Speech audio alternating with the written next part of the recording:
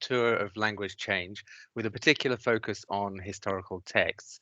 Just a note here, there will be a recording made of this talk, so if there are any details in it that you feel you need to note down, don't need to worry too much, because you can go to the recording and pause it later if that's what you want to do. Okay, so I'm not going to say much more about myself, except to say that I'm based in the Linguistics and English Language Department at Lancaster University, and teaching the history of English is one of my things, which is why I'm talking to you about this particular topic. Okay, so let's get started. I mean, a preliminary thing we would need to do if you're going to study older English texts is you want to read them. So now the first problem is probably this one. If we think of texts 300, 400 years ago, most of them were handwritten manuscripts. And that creates a bit of a problem. Let's have a look at the problem. So here is a text, and this is, in fact, the only surviving example of what we think is Shakespeare's own writing. This is part of the Sir Thomas More play, and this fragment purportedly is written by Shakespeare. Now, if you look at that, can you actually read it? Now, you may be thinking, oh, well, it's not close enough. I need to beam in a bit. Well, let's do that. Get a bit closer. There's a couple of lines there. Can you read it? It's a nightmare, absolute nightmare. You're actually looking at a text which says this. Should so much come too short of your great trespass as but to banish you, whither would you go? And that's what those lines, if you look very carefully, you can just about make it out. But it's hell on earth. I've spent hours in libraries trying to decipher this stuff, and you really have to be a specialist. So really, this is not where you're going to be going. So solution, you're going to head for books, printed books from the past. Okay, that's what you're going to do. Okay, let's have a look at one of those. Here's a book from the past. It's about 1450. Any better? Probably not. This will give you a headache trying to read this stuff. If you look hard at it, you'll actually realize it's an English text in the sense that it's printed in England, but it's actually written in Latin. This is Gothic writing, or black letter, or textura, if you want to call it that. So this is stuff, this kind of stuff we probably want to avoid. If we head towards Shakespeare's period, it does change a little bit to something rather easier. So this is a page from Hamlet, and you can see here that the text is relatively clear. You can see at the beginning there, who's there? Nay, answer me. Stand and unfold yourself. Now, there are some things that are a little bit different with the spelling. If you look at the word answer, it's got an E at the end. If you look at the word whose, the very first word, the S is more like an F. It's not an F, it's the long S. So there are some differences that we need to get round. But there is a solution to all of our difficulties here. As a general solution, we can simply look at a transcription. There are lots of millions and millions of words have been of older texts, manuscripts and printed books have been transcribed, and they're often available electronically. It's great if it's available electronically because you can store it on your computer and you can search it as well. All sorts of potential things are made possible by the electronic form. Now, if I say yes, use a transcription and someone types it out for you, that's nice and easy. But it has to be a faithful transcription of the original and not a modern edition. Because modern editions tidy away some of the historical things. Like I mentioned, I showed you some spelling variants having final E's on words and things like that. And we might be interested in that as one of the things that's changed as spelling has standardized. But a modern edition will tidy all that away and it'll disappear. They actually knock out some of the grammar as well. So if you're interested in grammar, that's going to go. So no, we want a faithful transcription of the original. And sometimes it's difficult to know whether you're looking at something that's faithful, but if you get it, if you're going for something produced by reputable people, and I'm basically talking about most libraries, The Folger Shakespeare Library in the States, in Washington, is fantastic. They've got lots of resources available. But universities too, that's the stuff to go for. Just to give you some examples, the British Library is fantastic for this. Great for projects. They have all sorts of, they have a part of the website, the link there, looks at different genres in the history of English, cooking recipes from 400 years ago and things like that. Great stuff, all sorts of things in the British Library. Oxford Text Archive, fantastic stuff there. Project Gutenberg, it's a bit variable in quality, so a slight warning there. Shakespeare, Internet Shakespeare Editions is fantastic. That's worth recommended. They have the original spelling transcriptions there. Or you can go off to what are known are corpus resources, or corpora. A corpus is a huge sort of text bank. It's been specially put together, transcribed from the original texts, and into an electronic form, like a Word doc or something. But we're talking millions of words. And moreover, there are often programs that are relatively easy to use that can help you look through those resources and find patterns in the language. So if you wanted to discover, I don't know, what kinds of words ended in E and whether that's just simply a little spelling variation going on in Shakespeare's time, you could ask the computer just to give you the words ending in E. So there are all sorts of things you can do. There's some links for you. CQP Web is one that we run at Lancaster University. It's free to use, sign up. It's relatively easy to use, and there are help videos, training videos there. If you want a list of corpus resources that are available right around the world, the people at Helsinki do a great list. I mean, these are just a few examples. That there's actually lots more than that. Huge load of stuff that you can get hold of. And I should add here that if we're going to analyze text, we're not just talking about written text, but there's spoken language can be studied too, for how they used to speak. Even 50 years ago is not like now, 100 years ago is not like now. And we have records.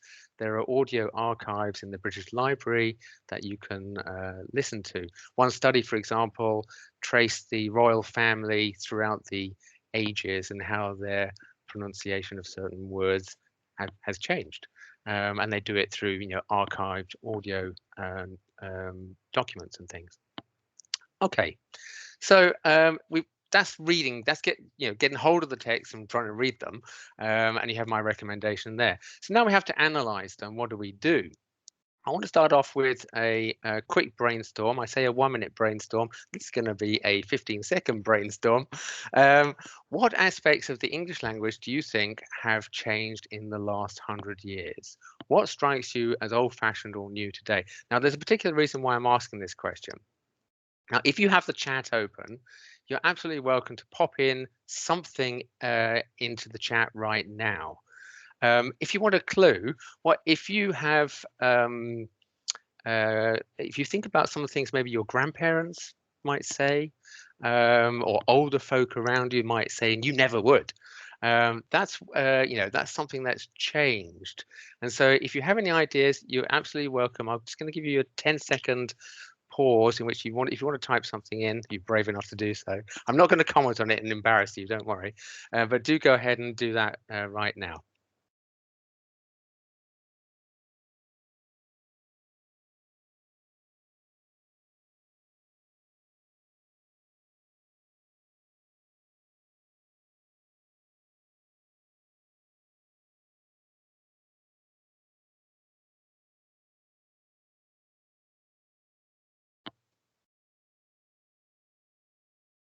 Okay, getting some nice ideas out there, and actually they're all good ideas. I'm going to, when I ask this question, I've asked this question for at least 20 years in doing very similar talk to this one, and I always get the same kind of answer, and it came out a little bit in what you were doing too.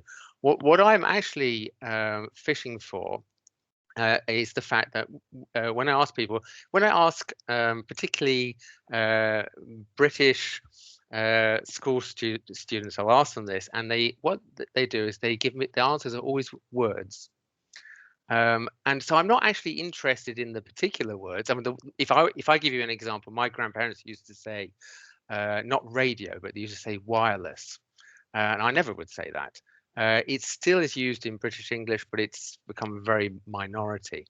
But most people in the answers give me words, and that says it tells you something about language change. Words change very fast. And it's salient. You notice it, and that's why people tell me about the words that change. What they don't tend to tell me about, and they can't think of an example. I mean, someone mentioned in the chat mentioned word order, but actually that moves very slowly. And if I couldn't give you an example of my grandparents, saying something that has a different word order to mine, that's very difficult to do. I'm not so aware of it. So what this exercise tells you is there's something going on very rapidly with words. But of course, it's not just words. In fact, this is illustrated by the chat. There are other things that change quite rapidly too. Pronunciation does actually change quite fast as well. And a number of the answers in the chat are alluding to that.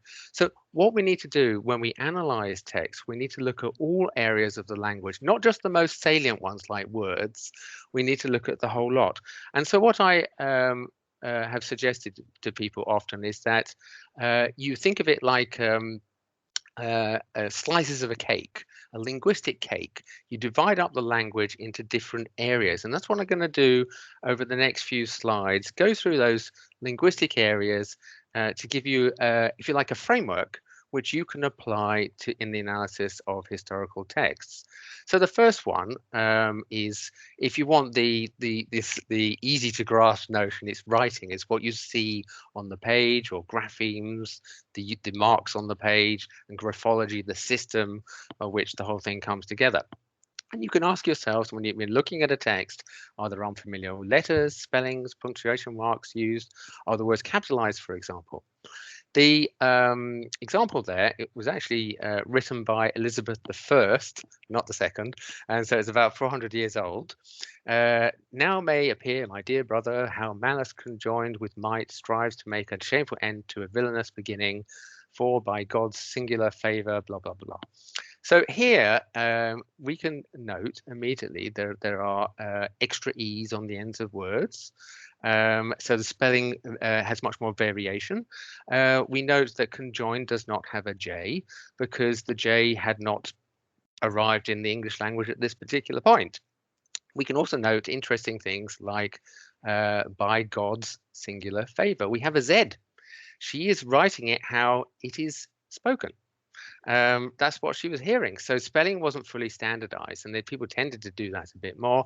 Note that there's no apostrophe S. That hadn't been invented, or just about to come about at this particular point. The apostrophe S, the S genitive, wasn't established at this point. So all of this, you look for things that stand out as a bit different in terms of the visual appearance. That's the writing side of it. But we can look at other things too. The sound is an issue, and we're talking phonetics and phonology. How are words pronounced? Are there unfamiliar speech sounds? These are questions you can ask yourself. So just to take one example, the word house. If it rhymes, well, does it rhyme with moose? So you have hoose. Now today, we probably associate that with some speakers in Scotland. But 400 years ago, it was widespread. Time of Shakespeare, widespread around the country as a pronunciation. Does it even rhyme with ass? Yes, for some speakers, it's gone from hoose to house. Well, it's gone through various stages, then to house, which is, I think, what I would say. But some people would say ass. I'm going to the ass. Could be embarrassing, but and where would they say this? I don't know whether you've got any ideas. You can put them in the chat. What part of the country would say it? It's London, basically. Maybe this would be identified with Cockney, typically dropping of the H. I see East London, absolutely. Now, London is significant in terms of language change because things change faster there. We'll look at why, but obviously you've got lots of people coming together, lots of contact, lots of mixing. Change happens fast in London. factor the place. Okay, structure or grammar we could look at. And basically we're dealing with whether there's unfamiliar endings on words, that's the morphology, or whether we've got that order issue going on again.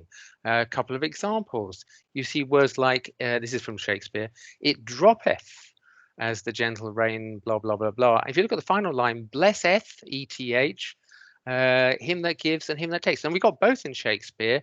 We got an ETH and we got an S ending. He could use either. He had both options because the older one is the ETH, that's dropping out, and the S1 is coming in, probably borrowed from the Vikings, but that's a little bit controversial. Or we've got word order issues, asking the question, sir, know you this glove? And what's happened here is the statement would be, you know this glove. And to do the question, you just change the subject and verb order, invert it, and you've got your question. We don't do that today. We would say, do you know this glove? So the advent of do is the striking thing going on here. Lexis, we've got a couple of examples, well, 3 examples here, but with Lexis, when we're talking words, people often focus on, it's not the only thing you can look at with words, but people often focus on whether it's old, is it archaic, is it obsolete, or is it new? That's what people often talk about, and that's what my examples deal with. I woot not what thou sayest. Woot? I bet you have not heard that before. It's the obsolete word for no. I know not what thou sayest. So that's gone now, but it was around in the 14th century, no problem. Let's look at an archaic word, the word dotard, and I have a slightly amusing example of it from North Korea. I hope this file is going to play, but I'll try and play you a video clip. Maybe not the whole thing for reasons of time, but you'll get the flavor of it.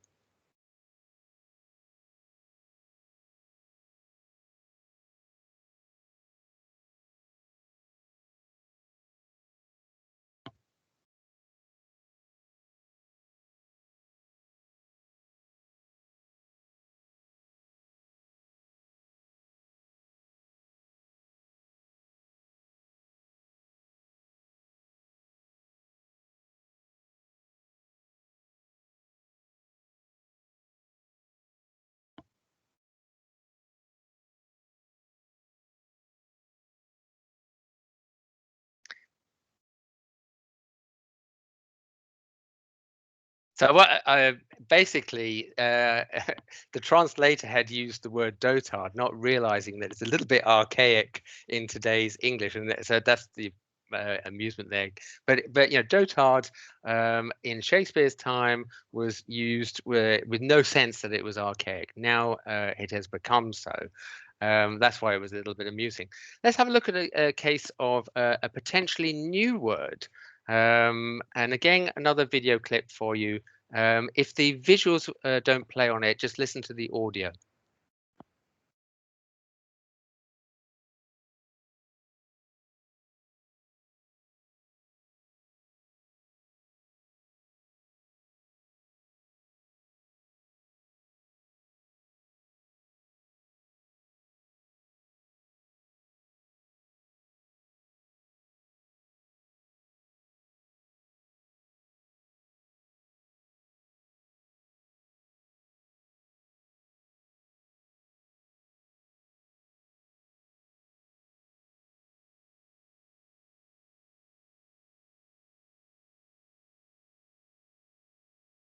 I don't know whether the audio was coming through for everyone. I see it wasn't for Fiona, but basically this is a news clip which puts together various clips of Donald Trump saying what could either be bigly or big league. And when you say them fast, they sound very similar. From our point of view, it doesn't matter which Donald Trump was saying. That's not the issue. But the issue here is how you would analyze bigly as a new word, if it's a new word. If you say that's the word he was saying, then this is a case of affixation. And what you do with an affixation, you take a word that pre-exists, big, and you add on an affix, a suffix, ly, and you have bigly. Or is he saying big league? And if he's saying something like, he was saying things like, he did it big league, big league. Now, if you're saying that, big league is actually a noun phrase. You have the noun league and big operating as a kind of unit. But here, Trump is using it, the whole thing, as if it's an adverb. He's doing it big league. He's doing it massively, effectively. Massively, that's an adverb. So he's using big league as if it's an adverb. And so that's what's going on here. Okay, let's continue with our linguistic cake. We have semantics or meaning. Are there words used with unfamiliar meanings? Here's a quote from the Bible. But Peter sat, and there came to him one wench, and incontinent the cock crow. Anyway, incontinent is clearly, well, it's still used. It's not an issue of the word. It's the meaning is rather different. At that point, it had nothing to do with loose bowels, but was meant immediately. Basically. Probably the more interesting one is wench, because in those days it just meant young girl. Today it has kind of negative, slightly sexual overtones, and so it's become a word with an attitude, if you like, and that's been a shift in the word wench. Okay, so that's the internal history of the language, and we look at the way those various areas are working, and often together. And the key point the linguists often go for with linguistic change is that it's not random, and they're looking for systematic paths of change. And actually, the house to house one is part of the so-called Great Vowel Shift, which you might have heard of. Dropeth to drops. There are all sorts of things involved in that change. Today we use the verb drops, we don't use dropeth anymore. And certainly in the later stage of this development, you could see that it was partly by analogy that people starting to use the word drop would think, oh yeah, well, other verbs have the S thing, and we'll just join the club on that one. So it's like copying, if you like. That's analogy. Or wench. This is when words develop an attitude, the process that linguists refer to is subjectification. They express as a subjective point of view, if you like, and that happened with wench.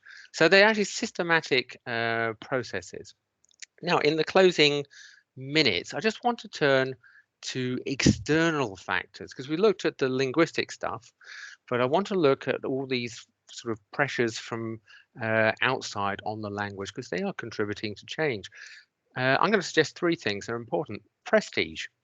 Languages and dialects become prestigious because of conquest. French was very prestigious because of the Norman conquest. Power and influence. Well, standard English is also prestigious in its own way, at least in writing. So we need to take note of prestige. Contact. I've already mentioned this. With respect to London, when all the urbanization, people came out of the rural communities, went into the cities, lots of mingling of language, and it promotes language change.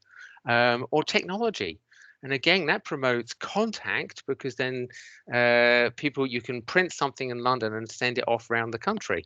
Or telecommunications. You can telephone someone from one part of the country, and they begin to hear your accent and dialect in the other part of the country. So these are the factors that are involved in language change from external point of view. They can operate simultaneously. Let's have a look at that in relation to some trends that appear in recent English, recent change. Well, there's globalization. And that is partly because of contact. We're now through technology. We hear a lot of American English because it comes via satellite, TV, and all the rest of it.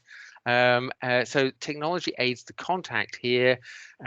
Also conquests and wars and all the rest of it. That actually promotes changes in English. The adoption of all these words borrowed from languages like Russian, Urdu, and so forth. These are just some 20th century ones, because there's lots more since then. More specifically, as part of globalization, there's the trend of Americanization. That's contact. That's also technology, because we hear, American TV and all the rest of it. Also possibly prestige. I'll come back to the prestige one. Vocabulary is the obvious one, and generally it's American vocabulary going into English vocabulary, but other areas of British English have been affected too. Let's look at pronunciation. And the question is, do you say privacy, as I do, or do you say privacy, as my daughters do? Now, my daughters reflect the American pronunciation, and that's the new kid on the block. And so if you're thinking to yourself, oh, I say privacy, you're part of the Americanization process. And older folk like me are the privacy people here. We're probably in decline on that one, but it's an illustration of that influence. Colloquialization. Interestingly, when I asked the earlier question, someone mentioned this kind of thing earlier. Colloquialization, it used to be the case that most genres would head towards formality as a very prestigious thing to do, but genres, particularly written genres, have become increasingly colloquial, except medical writing, it's the odd one out. Being colloquial means being speech-like, and you can plot this just in terms of the number of contractions. Instead of saying do not, you say don't. Or instead of saying cannot, you write can't. And that has become increasingly acceptable in many genres over time. It's a long process, but we're moving away from the only formal thing to do. It's only formality that is prestigious. Genres are changing.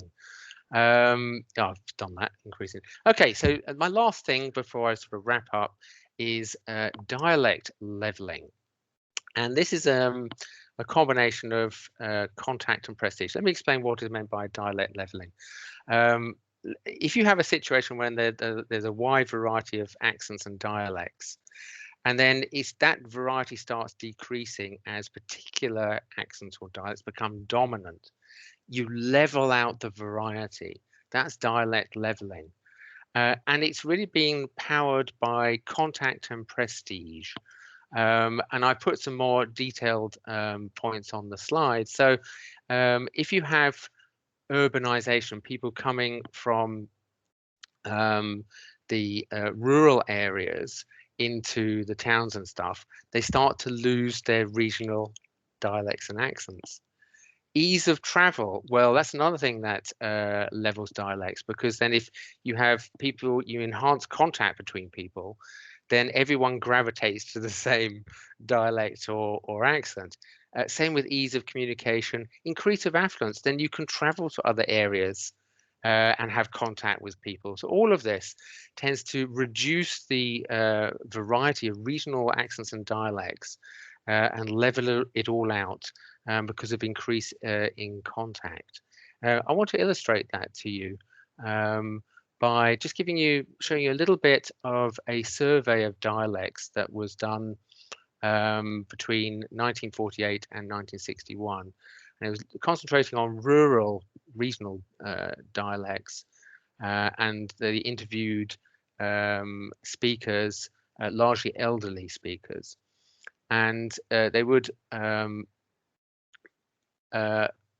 ask them questions like this, and this is the sort of thing that they were interested in. When you're about to faint, do you feel dizzy, giddy, or even mazy? Now, if you say one of those, put it in the chat now.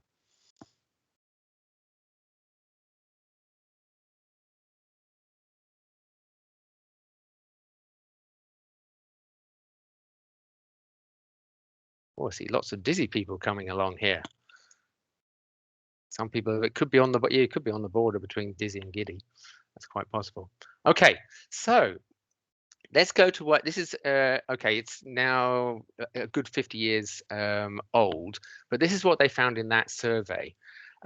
Basically, and I hope this fits your answers, if you come from the north and east, you're much more likely, 50 years ago, you were much more likely to say dizzy.